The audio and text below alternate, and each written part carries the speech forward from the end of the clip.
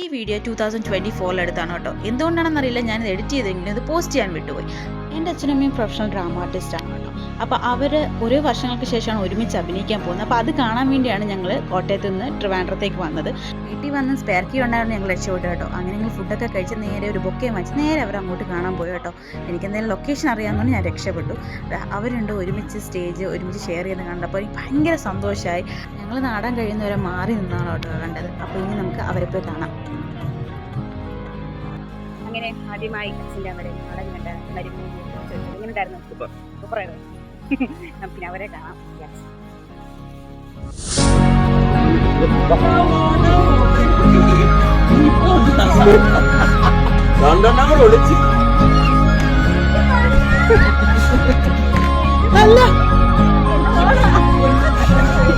വിചാരിച്ച പോലെ തന്നെ അവർ സർപ്രൈസ് ആയി. അപ്പോൾ ഇനി അടുത്ത വീഡിയോ കാണാം. അതൊരിക്കും ബൈ.